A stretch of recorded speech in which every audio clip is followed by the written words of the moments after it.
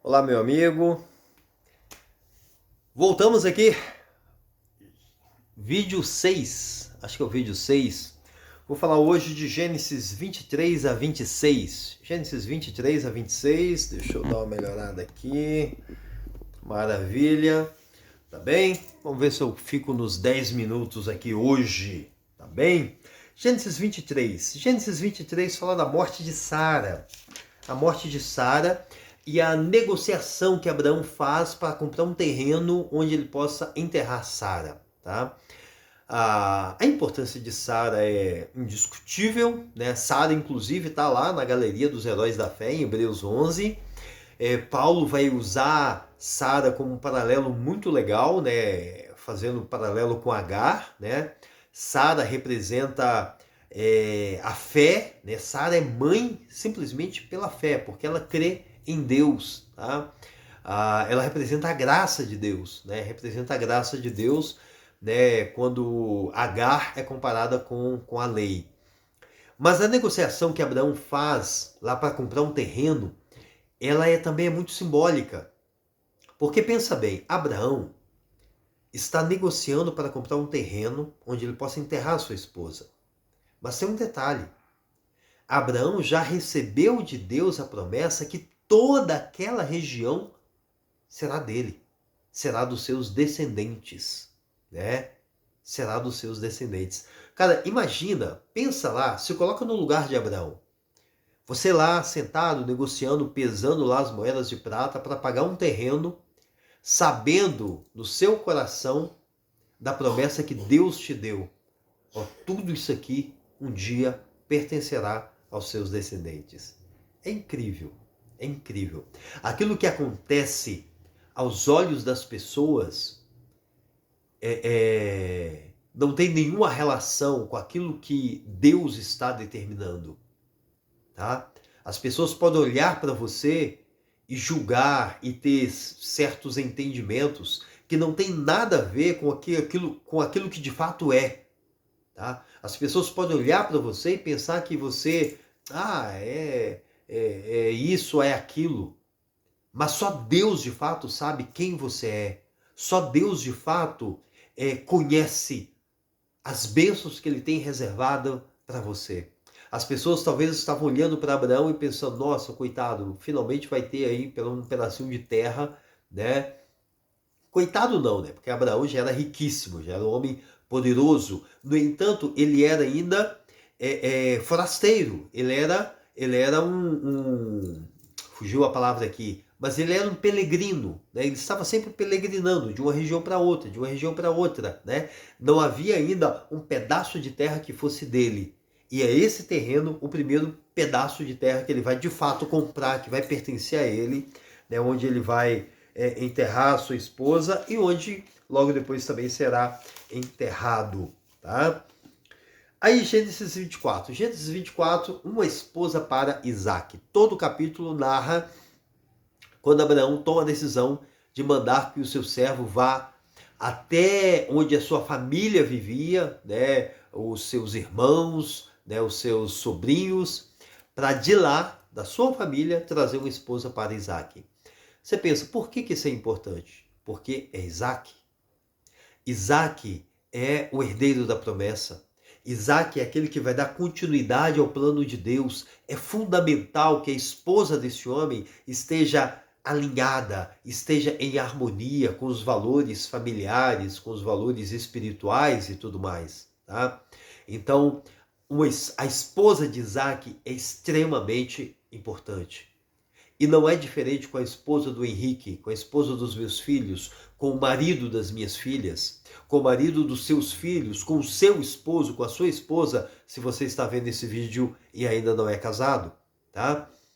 É terrível quando você vê alguém dando pouca importância a isso.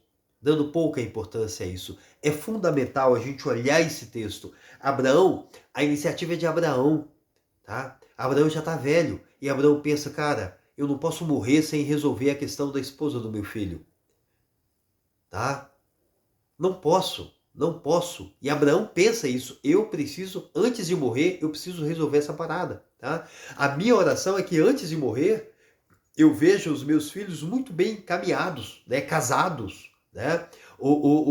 Que Deus me dê o privilégio de influenciar diretamente, tá, na escolha que eles vão fazer, né, dos seus cônjuges, porque isso é importante, tá? Eu vou ensinar os meus filhos a palavra de Deus, eu vou discipulá-los, eles vão crer em Deus, eles vão trazer no coração, na alma e no comportamento os valores do reino de Deus. Imagina se casam com uma mulher incrédula. Imagina se as minhas filhas se casam com um homem incrédulo, tá? Isso é trágico. Isso é trágico. Abraão sabe o quanto isso é necessário e é por isso que ele manda que um servo vá até a sua terra natal trazer uma esposa, né, para o seu filho, tá? Isso é incrível. Algumas coisas aqui, mas eu não vou passar por elas. Chegamos no capítulo 25. É interessante que no capítulo 24, Abraão já é velho e pensa, eu tenho que resolver essa questão, tenho que arrumar uma esposa para Isaac.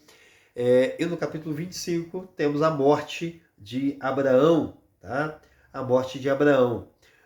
A partir do verso 12, a descendência de Ismael, e a partir do verso 19 somos apresentados a Esaú e Jacó, né? Os filhos de Isaac e Rebeca, tá? Uma nota importante, versículo 21, Isaac orou ao Senhor em favor de sua mulher, porque era estéril, tá? Essa aqui é uma das notas mais, lindas em relação a Isaac, né? A história de Isaac é muito condensada, né? A gente tem a história de Abraão bem longa, né? A história de Jacó também, mas a história de Isaac é bem, bem condensada na Bíblia. Mas esse ponto aqui, ele é incrível.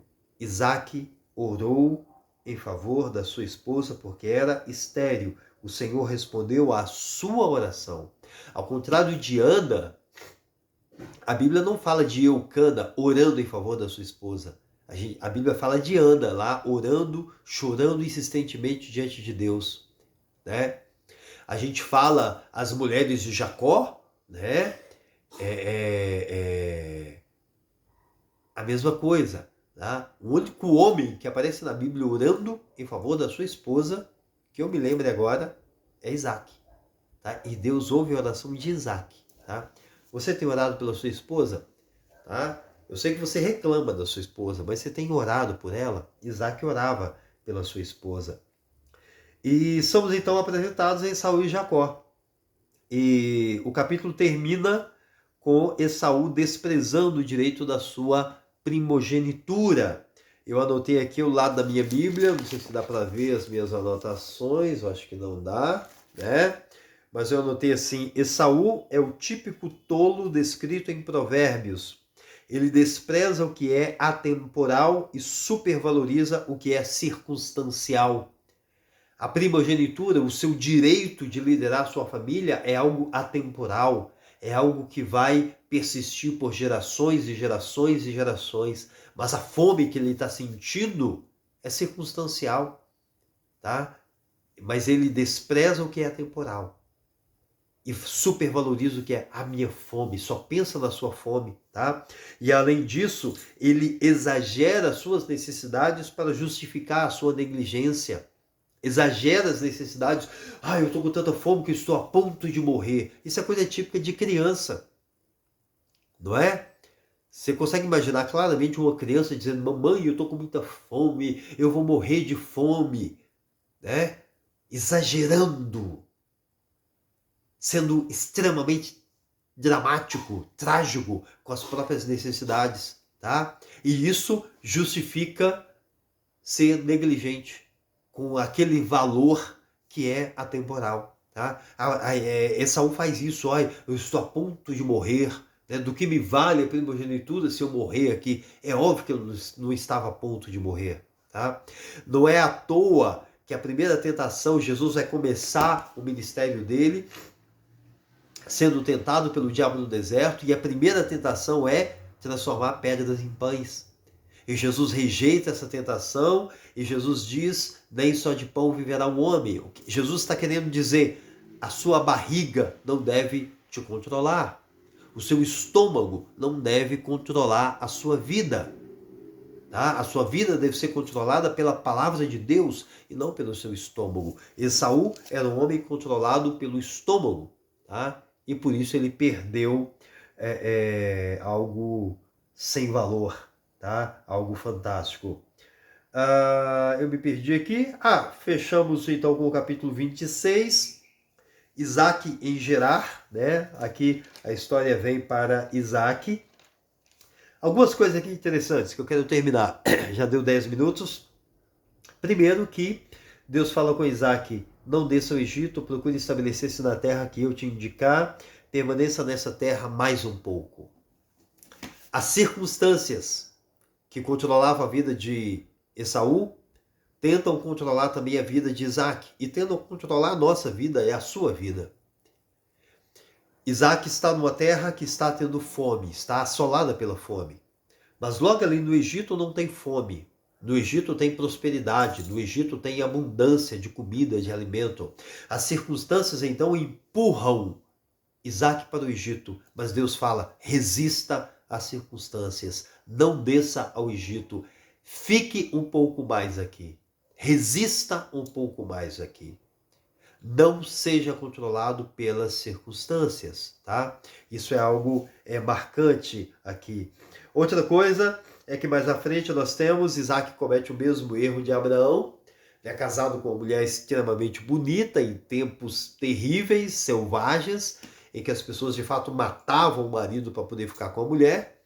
Isaac é vencido pelo medo e usa o mesmo artifício com a Rebeca. Se alguém chegar aqui querendo me matar, você fala que eu sou meu irmão, que pelo menos eles não me matam, né? Mas aí o rei Abimeleque olha pela janela e vê Isaac acariciando Rebeca. É óbvio, uma carícia que não é que um irmão, que não é coisa de irmão, né? Uma carícia que denota claramente que ele é o marido dela, tá? E aí eu anotei do lado da minha Bíblia: acaricie a sua mulher em público. Sim, as pessoas precisam ver que aquela é sua esposa, que aquele é o seu marido. A gente precisa ter atitudes de carinho, de afeto públicas. Tem casais que não andam nem de mão dada, tá? Isso é muito sério, parece brincadeira, parece bobeira, mas não é, tá? A gente precisa ter afetos públicos, né, com aquelas pessoas que a gente ama, com o nosso cônjuge. Isso é para os casados, tá? Não estou falando para namoradinho, não. E aí o capítulo termina mostrando que a mesma coisa que acontecia com Abraão acontece com Isaac. As pessoas percebem claramente que ele é um homem abençoado por Deus, tá? Abimeleque vai dizer para Isaac, no verso 28, vimos claramente que o Senhor está contigo. Percebemos claramente que você é abençoado por Deus. Que isso aconteça também com você, que isso aconteça comigo. Que as pessoas possam ver claramente que Deus está conosco. É isso aí, que Deus te abençoe. Até mais.